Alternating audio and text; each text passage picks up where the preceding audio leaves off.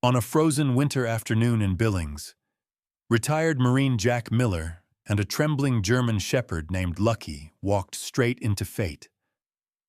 What began as an ordinary walk through snow-covered streets turned into a life-or-death race against fire and time. Inside a smoke-filled car, a young woman was trapped, fading with every second. Jack ran to the flames. But it was Lucky who leapt first into the burning metal. No one expected the broken dog to become a hero. No one believed a wounded soul could save another. What happened next would shake an entire town. Before we begin, tell us where you are watching from, and if you believe miracles still walk among us, hit subscribe now. Winter arrived early in Billings that year. Heavy snow burying the streets in silence while a blade of frozen wind swept between abandoned storefronts and leafless trees. The city animal shelter sat at the edge of town, a low concrete building bruised by years of storms and solitude. Inside, the air carried the sharp scent of disinfectant mixed with wet fur and cold metal. Rows of cages stretched down the narrow hallway, every one of them holding a story waiting to be chosen. Some dogs barked with desperate hope. Others pressed their noses to the bars with frantic tails. Yet at the very end of the corridor, where the overhead lights flickered weakly and shadows pooled against the floor, one small German shepherd did not move at all. The puppy lay curled in the far corner of his cage, ribs faintly visible beneath matted brown and black fur. His ears were pinned back, his body trembling as if the cold had crawled deep into his bones. His eyes were large and glassy, reflecting the dim light without truly seeing it. The shelter workers had named him Lucky, though no one could quite explain why. He had been found days earlier near the Yellowstone River scrapyard, tangled in debris and half buried in frozen mud, barely alive. No collar, no chip at the time. No owner who came looking. Only fear clinging to him like a second skin. Sarah Whitman was the volunteer on duty that morning. She was a woman in her early 40s, tall and slender with pale skin made faintly red by the cold. Her light brown hair was always tied into a loose ponytail that slipped from its band by noon, and there were quiet lines of fatigue at the corners of her hazel eyes. She moved gently through the shelter, speaking softly to each animal as she refilled bowls and checked blankets.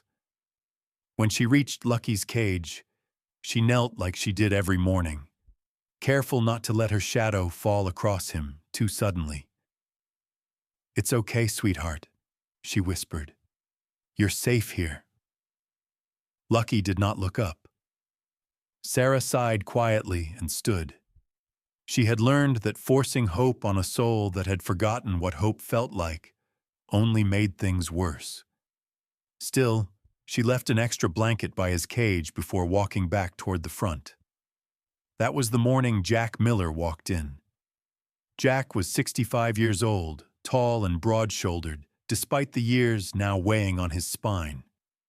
His body had been carved by decades of hard service, thick chest, powerful arms, and hands so scarred and calloused they looked more like weathered stone than flesh. His hair was silver gray now, cut short in the same military style he had kept since his youth. A grizzled beard framed his sharp jaw, only half hiding an old scar that ran near his left cheekbone. His eyes were blue but dulled by things he rarely spoke of, the kind of gaze that had seen too much and learned to carry it in silence. Jack had retired from the United States Marine Corps 5 years earlier. The uniform was gone, but the posture remained.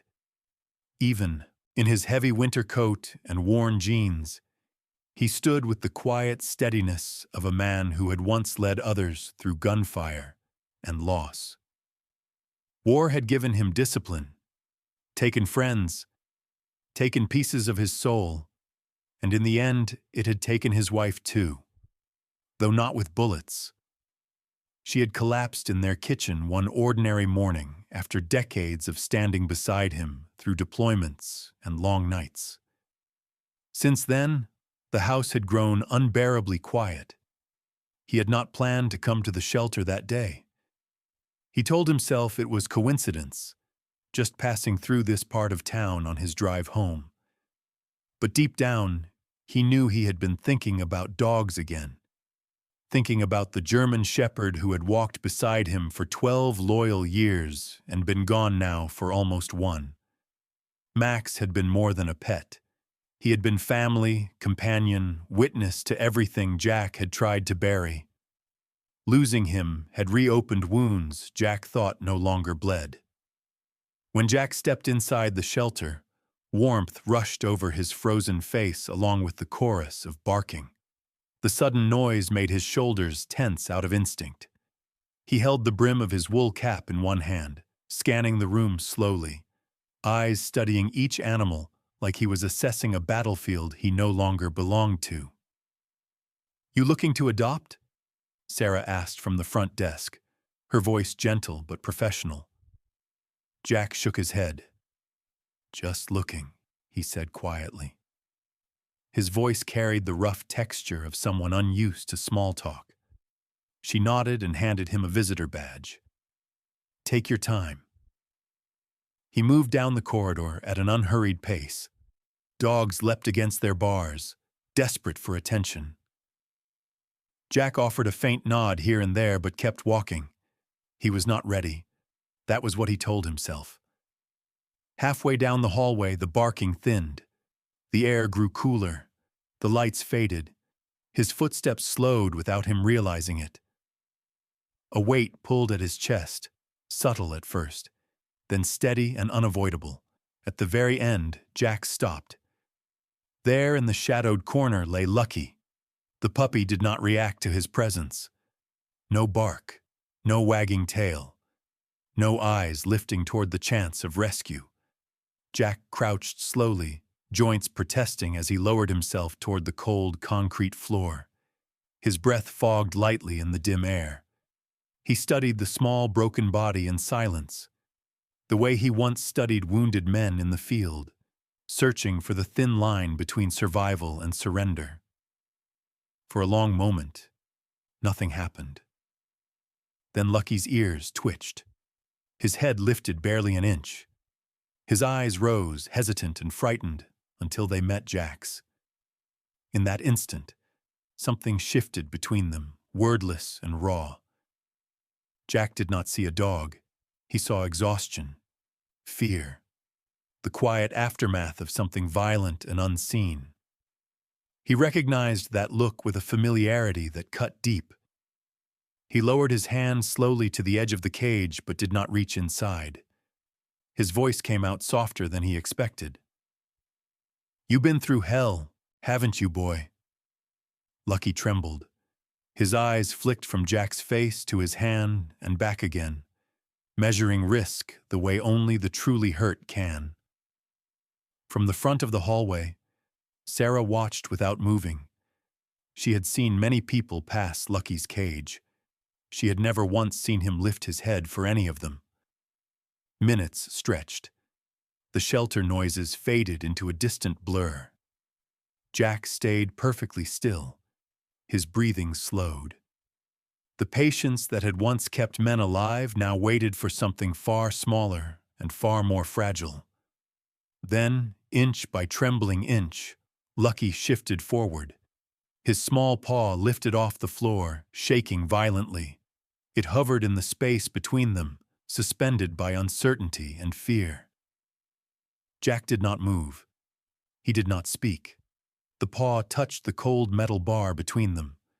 Contact. Not yet rescue, not yet trust, but the first brave signal of a soul that had not given up completely. Sarah felt her breath catch from across the room.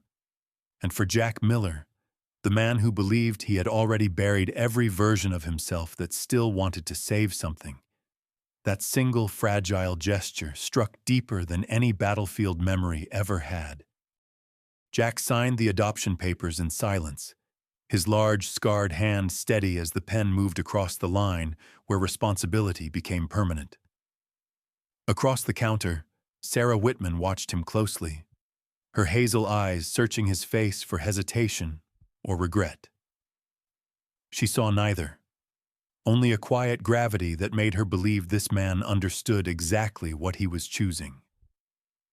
She reminded him again that Lucky might never become the dog people expected, that fear could cling for years, that setbacks were inevitable. Jack only nodded once, the way men do when they have already made peace with what lies ahead. When Sarah carried Lucky out from the back room wrapped in a thin blue blanket, the puppy's body stiffened instantly. His trembling returned with full force, small muscles locking beneath matted fur. Jack knelt slowly, lowering himself to the floor as if approaching something wounded in the field. He did not reach for Lucky. He only raised his eyes and met the puppy's again. In that quiet exchange, Lucky's breathing slowed just enough to allow Sarah to place him gently into Jack's waiting arms.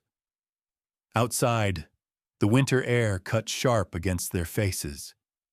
Snow drifted sideways beneath a heavy gray sky that threatened another storm before nightfall.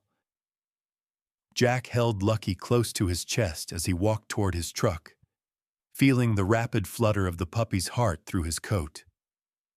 Inside the cab, the heater roared to life, warm air slowly filling the space with something that felt dangerously close to comfort. Lucky stayed rigid in Jack's lap through the entire drive, his eyes wide and alert, absorbing every passing shape, as if memorizing escape routes that no longer existed. Jack's home stood at the far edge of Billings, where the city thinned into trees and frozen earth. The cabin was old but solid, built from dark timber that carried decades of storms in its grain. Smoke drifted faintly from the chimney as the furnace fought the cold. When Jack opened the door, warm air spilled outward along with the faint scent of old wood, coffee, and something quietly lonely. He stepped inside and closed the world behind them. Lucky was placed gently on a folded blanket near the fireplace. The puppy did not move at first. His eyes darted from wall to wall, every ticking sound an unseen threat. Jack removed his coat slowly and set it aside, then sat down in the worn armchair across from the hearth. He made no attempt to touch Lucky. He had learned long ago that forcing safety onto something broken only deepened the fracture. As the evening passed, Jack moved quietly through the kitchen, filling a water bowl, placing soft food nearby without approaching. Lucky did not eat. He watched instead, shaking at every creak of the wooden floor. The wind picked up outside, rattling branches against the cabin and sending low groans through the walls. Each sound made Lucky flinch harder. Jack turned down the lights and let the fire speak instead. Sometime near midnight, exhaustion overtook fear. Jack had lowered himself onto the rug near the hearth, his back against the chair, hands resting open at his sides. The fire cast slow waves of gold across the ceiling. In the silence, Lucky stirred. One careful step forward, then another. He stopped inches from Jack's hand and sniffed the air, breath trembling.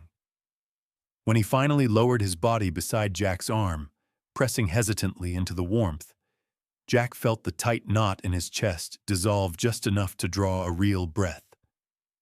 He shifted his hand and rested it lightly against Lucky's back, barely touching. The trembling stopped.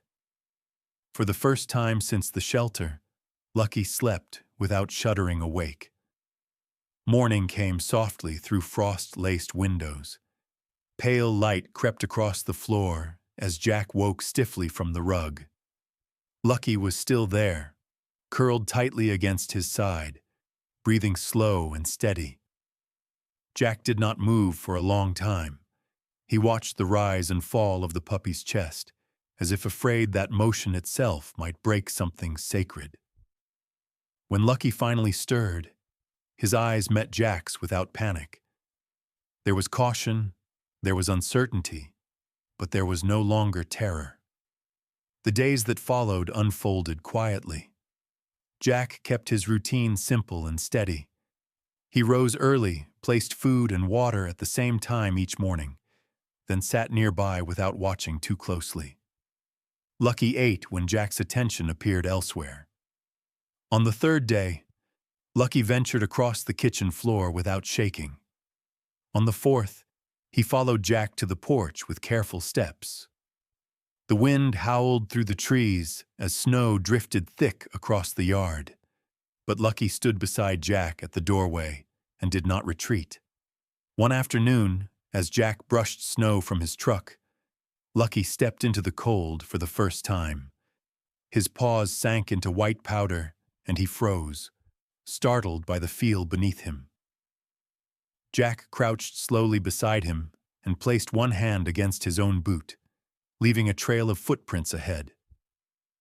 Lucky studied them for a long moment, then placed his paw into the first print.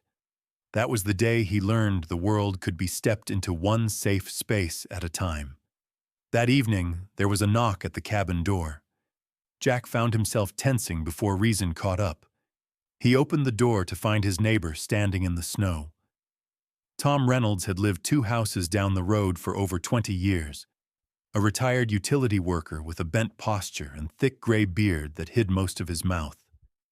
His face was rough, but his eyes were kind, shaped by years of quiet endurance. Everyone in that stretch of road knew Tom as the man who fixed fences without being asked and never spoke badly of anyone. He glanced past Jack and smiled faintly when he saw Lucky standing uncertainly by the hearth. "Heard you brought company home," Tom said gently. Jack nodded. "Figured it was time." Tom stepped inside only far enough to set down a small sack of dog food near the door.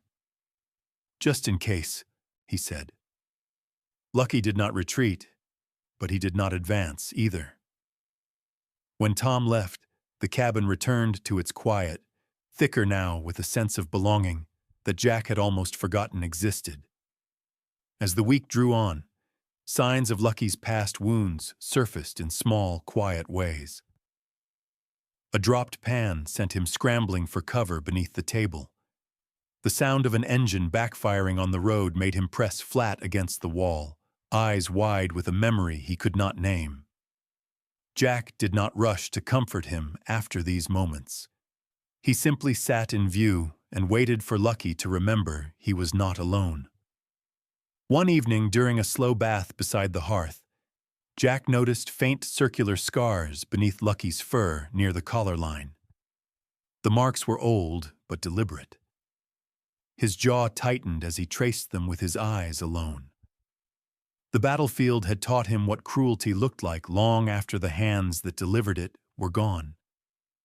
That night, as Lucky slept near the fire, Jack sat awake long after the embers dimmed, understanding that whatever broken this dog carried had not come from winter cold or hunger alone. Yet even with fear woven into his bones, Lucky was learning. He waited at the door for Jack each evening. His tail lifted slightly at Jack's approach. When Jack spoke, Lucky listened. When Jack stood, Lucky followed. 2 lives that had been hollowed by different wars were quietly aligning into something that resembled purpose again. And though neither of them knew it yet, the shadows that had shaped Lucky's past were not finished reaching for him, even here in the quiet safety of a cabin at the edge of winter. The discovery happened on an ordinary evening that did not announce how quietly everything was about to change. Snow fell in slow, heavy flakes outside the cabin while Jack warmed water beside the hearth and called Lucky closer with a soft, steady voice. The dog hesitated at first, then walked toward him with the careful obedience he had been learning in small, unspoken steps. His coat still carried the dullness of neglect beneath its growing shine, his slender frame showing the fragile strength of a creature still unsure whether the world meant him harm or mercy. Jack knelt beside him, moving with patience earned over a lifetime of loss, and began to wash the grime from Lucky's fur with steady hands that never rushed and never flinched. It was as the water traced along the curve of Lucky's neck that Jack saw them. At first, they looked like faint shadows beneath damp fur, barely visible lines circling the base of the dog's throat. Jack slowed his movements and gently parted the hair with his fingers. The scars revealed themselves fully then, pale rings that were too even, too deliberate to be chance. They were not the marks of thorns or fences or winter ice. They were the marks of restraint, of something tight, of something cruel. Jack's breath hitched once in his chest before he mastered it. His face hardened not with anger, but with the kind of grief that had no immediate outlet. He had seen those marks before on human skin in other forms, left by hands that believed suffering was a tool.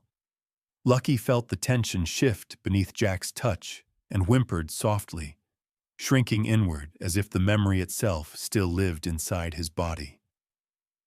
Jack lowered his head until his forehead rested briefly against Lucky's, his voice dropping to a murmur meant only for the two of them. "No one will ever do that to you again," he said, not as a promise, but as an oath. From that night on, Jack began to see Lucky differently, not merely as a frightened stray learning to trust, but as a survivor shaped by hands that had once demanded something of him. In the days that followed, those suspicions deepened into something far more unsettling. During their walks through the frozen woods behind the cabin, Jack noticed Lucky's obedience went beyond what fear alone could explain. At subtle hand pauses, Lucky sat automatically. When Jack stopped walking, Lucky aligned his body to Jack's left side without being called. Once, when the distant wail of a siren sliced through the winter air from the highway miles away, Lucky dropped low to the ground instinctively, ears sharp, eyes forward, muscles tightening with trained precision rather than blind terror. One evening, a stranger's truck stalled near the edge of the road, and a heavy engine crack echoed across the valley. Lucky surged forward instantly and planted himself squarely in front of the cabin door, stance wide and unyielding. His growl was low but controlled, not the wild sound of panic, but the measured warning of something that understood its purpose. Jack stood behind him in silence, heart steady, understanding now that what he had brought home from the shelter was not only a wounded soul, but a creature shaped intentionally for vigilance. The next morning, Jack drove Lucky into town for a veterinary examination. He had been delaying longer than he should have. The clinic sat near the river bend in a squat brick building that smelled faintly of antiseptic and pine cleaner. Inside, the warmth was thick and familiar, crowded with the muted sounds of animals and the quiet voices of people who waited with worry in their eyes. Dr. Elaine Morgan greeted them with a calm, professional smile. She was in her early 50s, with silver threaded through her dark hair and calm green eyes that carried decades of practiced gentleness. Her posture was upright, her hands sure, shaped by years of touching pain without flinching. When she knelt to Lucky's level, she spoke in the soft, steady tone of someone who had learned that frightened animals listened not to words, but to intention. Lucky eyed her cautiously, but did not retreat. The exam began with routine checks until Dr. Morgan passed the scanner over Lucky's neck. The device emitted a sharp electronic chime that cut through the quiet room. She frowned slightly, passing it again. The same chime answered. Her brows drew together. "That's unusual," she said quietly. She rotated the small screen toward Jack. A code glowed in sterile green letters across the display. K9781. There's no civilian registration attached to it, she said after a moment of tapping on her keyboard. No owner name, no address. I've only seen this type of coding format used in restricted training registries. Jack felt a subtle tightening behind his ribs. Law enforcement? He asked. Dr. Morgan nodded slowly. Possibly, or something even more limited. Military programs often use deeper encryption. Whatever it is, this dog was never meant to end up abandoned. The call came 2 days later. Jack was outside splitting kindling for the firewood pile, while Lucky sat nearby watching each strike of the axe with focused attention. When his phone vibrated in his pocket, Jack barely noticed until the woods settled silent around him. The voice on the other end carried calm authority. It introduced itself as belonging to a liaison officer with a canine recovery unit connected to a regional task force. The man spoke plainly, not with urgency, but with careful gravity reserved for truths that could not be softened. The officer's name was Daniel Pierce. His voice was steady but carried the weight of long duty. He explained that K9781 was associated with a specialized training program operating across multiple states. Records showed that Lucky had belonged to a limited experimental litter bred for early imprint development. His mother had been a fully deployed K9 named Rhea. 6 months earlier, Rhea had been killed during a raid on an illegal trafficking facility. She had died shielding her handler, a young female police officer pinned under gunfire. The officer survived. The pups had disappeared during the chaos that followed. One had been presumed lost to the blast and fire. Until now. Jack did not speak for a long moment after the details ended. His gaze moved to Lucky, who sat in the snow beside him, chewing idly on a scrap of wood, unaware of the history woven silently into his blood.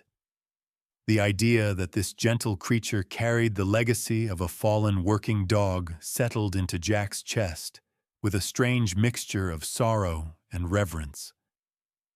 That night, Jack sat alone by the fire, long after Lucky had curled himself to sleep at his feet. He replayed the officer's words in his mind. A trained bloodline. A mother who died in duty. A pup thought lost to violence. He thought of the scars at Lucky's throat and realized they were not all the work of cruelty. Some were the marks of preparation, of training that had begun far too early for such a fragile life. When Jack knelt and placed his palm over Lucky's steady breathing, he felt not only the warmth of life, but the echo of sacrifice that had come before it. War had followed him home in many forms over his life. Now he saw that sometimes it followed others too. Not with uniforms and medals, but with scars hidden beneath fur. And as the fire softened into embers and winter pressed its long white face against the cabin windows, Jack understood something fundamental had shifted. Lucky was not simply a broken dog finding safety. He was the living remnant of a story that had not finished telling itself. The knock on the door came just after noon. 3 firm strikes that carried the authority of someone who expected to be answered. Jack was on the porch chopping wood when he heard it. Lucky, who had been dozing near the steps with his chin resting on his paws, lifted his head instantly. His ears pricked forward, his body rising into a quiet, guarded stance that had nothing to do with fear and everything to do with instinct. Jack set the axe down slowly and opened the door. The man standing on the porch introduced himself as Captain Henry Walsh.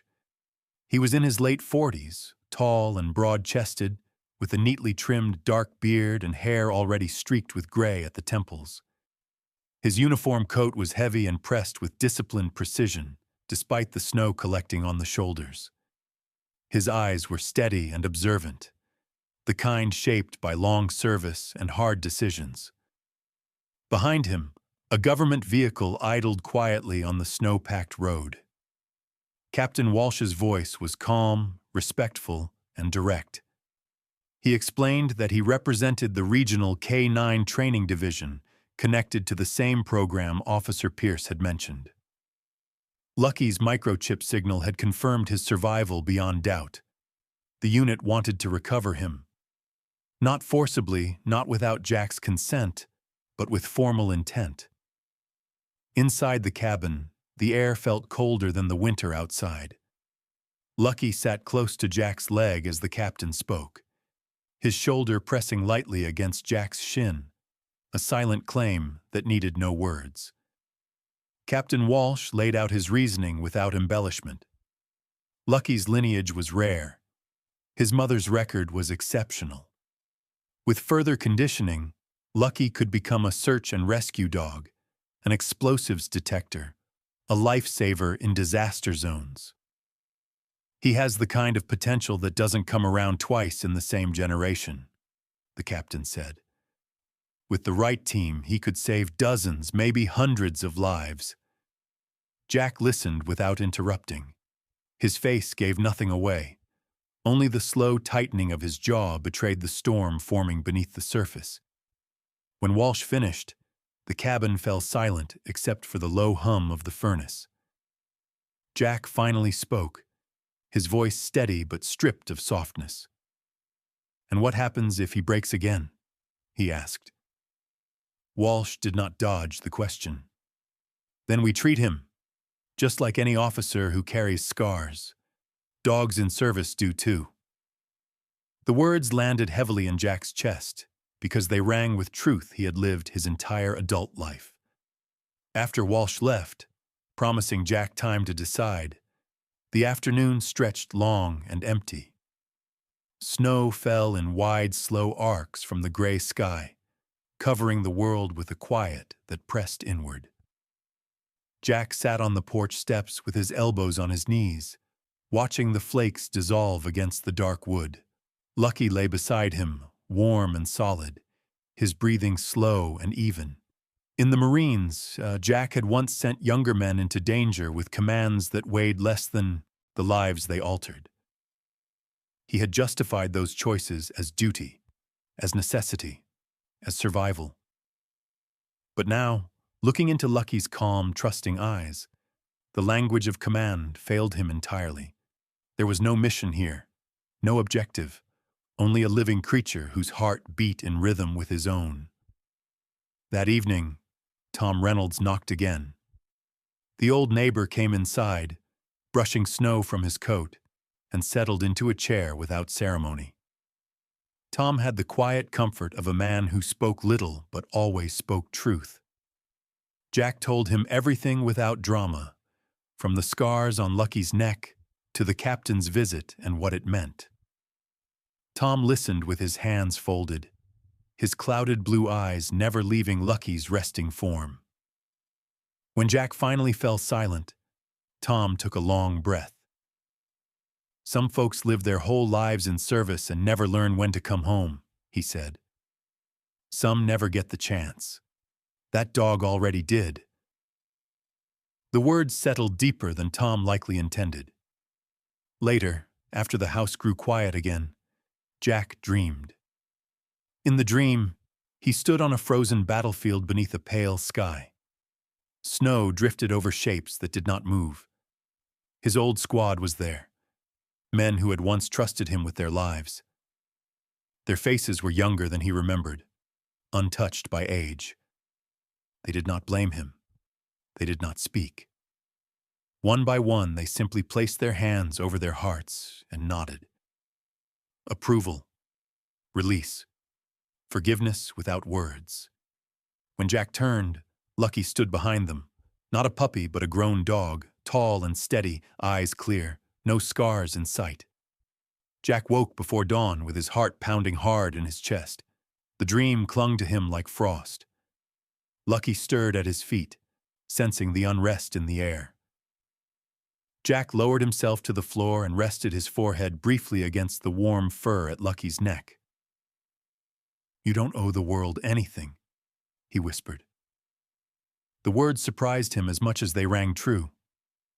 The call to Captain Walsh came just after sunrise. Jack's voice did not waver as he spoke. "He's home," he said simply. "He's not going back." There was a pause on the line, then the captain's sigh. "Understood," Walsh replied. "Take care of him. That's all any good partner ever does." When Jack ended the call, the weight on his chest lifted in a way that battlefield victories never had. That afternoon, Jack and Lucky sat on the porch as snow drifted softly to the ground. For the first time since the truth about Lucky's past surfaced, the air felt peaceful again. Not empty, not quiet with expectation, but quiet with acceptance. That night, the dreams did not return. The winter afternoon settled over Billings with a quiet heaviness, the sky pressing low and gray above the streets, as if the clouds themselves carried the weight of snow still waiting to fall. Jack and Lucky walked side by side along the edge of downtown, their breath visible in steady white puffs that drifted away in the cold air. The sidewalks were damp with melted frost, and the traffic had thinned to a dull background hum. For weeks after Jack's final decision, life had returned to a careful routine, peaceful in its simplicity. Lucky had grown stronger, his steps more confident, his eyes clearer with each passing day. They were nearing a public parking lot near the old shopping row when Lucky suddenly stopped. His ears snapped forward, his body stiffened, and a sharp bark tore from his chest with sudden urgency. The leash pulled tight in Jack's hand as Lucky lunged toward a sedan half buried beneath fresh snow at the far edge of the lot. "Lucky!" Jack called instinctively, but the tone of the bark told him this was not fear and not excitement. It was alarm. A thin ribbon of gray smoke was curling from beneath the hood of the vehicle. At first, it was barely noticeable against the pale sky, but then the smell reached Jack's nose. Burning plastic. Jack broke into a run. Lucky dragged the leash forward with desperate strength, his paws skidding across ice as he fought to reach the car. Inside the front seat sat a young woman trapped behind fogged glass. Her name, Jack would later learn, was Emily Harper. She was in her mid-20s, slight in build, with pale, freckled skin and long auburn hair knotted wildly at the back of her coat as she pounded weakly against the steering wheel. Her eyes were wide with terror. Thick smoke rolled from the dashboard vents as the overheating heater choked the cabin with poison. Jack reached the car first and yanked at the driver's door. It would not open. Ice had sealed the frame shut. "Help!" The girl coughed faintly through the glass, her palms slapping weakly against the window. Her breath left soft smears where it touched the cold surface. Lucky did not hesitate. With a sudden surge, he tore the leash from Jack's grip and leapt against the rear passenger door, clawing and barking with frantic force. Jack ripped his coat open and slammed his wrapped elbow into the side window. The glass shattered outward in a storm of frozen fragments. Heat and smoke burst into the winter air. Emily tried to crawl across the seats, but her limbs failed her. The smoke was thicker now, turning her cough into shallow, choking gasps.